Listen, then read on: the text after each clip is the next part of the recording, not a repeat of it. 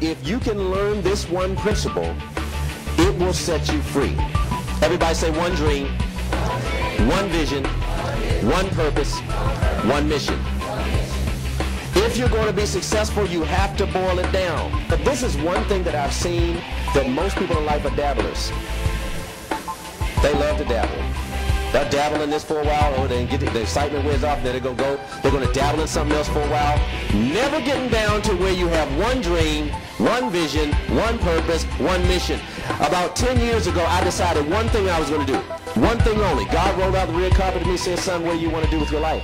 Now, he did that just like he did to Solomon, because there comes a time when God knows you're not going to do something stupid with that request, so he can offer that to you. I said, God, I want to build an organization that will change the world. I want to build an organization where people cross-pollinate. I want to build an organization where people come together and learn and grow. I want to build an organization where Christian men, business women and Christian businessmen can come together and learn how to do business your way. I want to build an organization that will astound the world for you.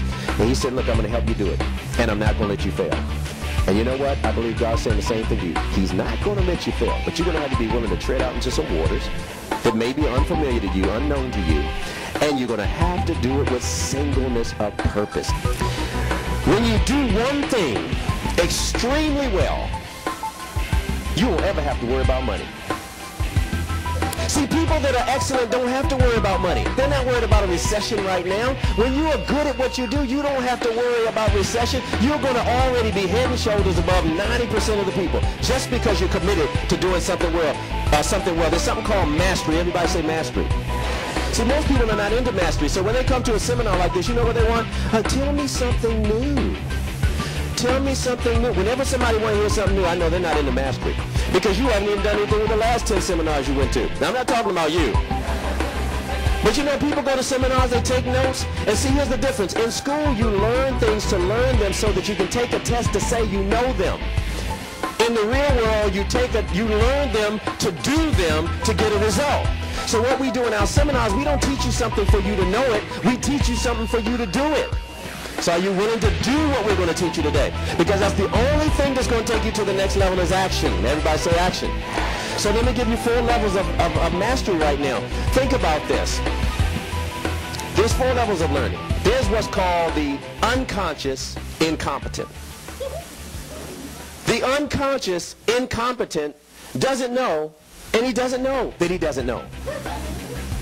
Think about this. There's things you don't know, and you don't know that you don't know them. That's good.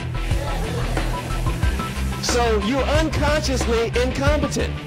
You don't know, you don't know, you don't know. Now the worst place to be is to not know and not know that you don't know, but you think you know. And there are a lot of people that don't know that they don't know, but they think they know. I've been there. See, there's things I don't know right now. I wish I knew them, but I don't even know that I don't know them. Does that make any sense? Then there is the conscious incompetent. That's the person that knows that they don't know.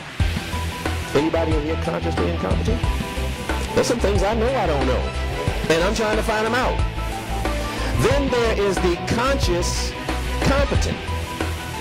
That's the person that knows, but they still have to be conscious. It's a person like, for instance, they know how to do something, but they still have to think about why they're doing it. They have to think about it while they're doing it. It's like when you first learned to drive. You had to think about it, especially a stick shift. You had to think about doing it, right?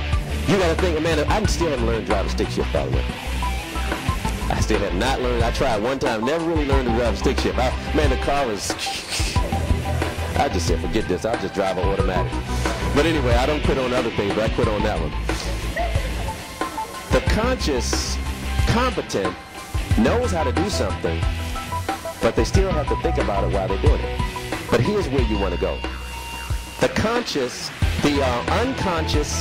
competent. Unconscious competent, they have gotten to a place where they're so competent that they're unconscious about what they do.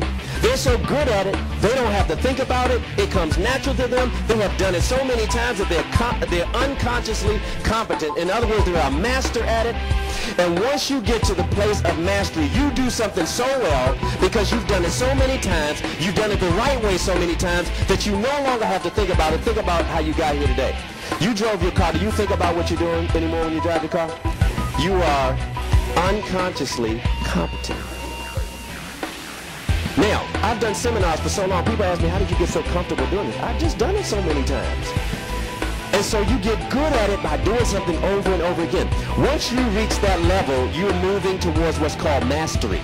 Once you decide that this is what I'm going to do, this is what I'm going to be good at, this is it for me, it is my thing. Everybody say, find your thing. Tell somebody else, you better find your thing. You better find your thing. Now, I ain't talking about your good thing. I know what you're talking about for some of you. Everybody that lives on purpose and is living in their zone, living in their passion, have four things in common. Number one, they love what they do. Now, they love it. You've heard this before, but ask yourself the question, am I doing what I love? And if I'm not doing it, why am I not doing it? For most people, they're doing what's convenient. Look, that job is paying me. I've got to pay the bills. I decided to go after what I loved, and it pays the bills. And that's what you're going to have to do at some point. You're going to have to be willing to go after your dream and chase that thing. So everybody that lives on purpose, they love what they do. Love speaks of passion. They have a passion for it. Number two, they're good at it. Number three, it's important to them, which means that has to do with what they value. What do you really care about? See, you know what made me start this organization? I care about people drifting. People drifting, not having purpose, not knowing why they're here, dabbling, this, that, the other. That bothers me. Some of us don't have time to dabble anymore. You've got to get in your place. Somebody getting there? Or am I just stirring myself up? What you value has to do with what's important to you. So everybody that lives on purpose, they're doing something that's important to them. They care about it. So I started Circle of Champions because I didn't like to see people drift. People are wondering, God, what is my calling? What am I supposed to do? It's the big $1 million question. And God is not hiding that from you. And then number four, and I'm going to give you five, actually number four is that they feel like they're born to do it. The people that are doing and living on purpose feel like they're born to do what they're doing. I'm born to do this. Eliminate. There is a skill called discrimination. It's a skill.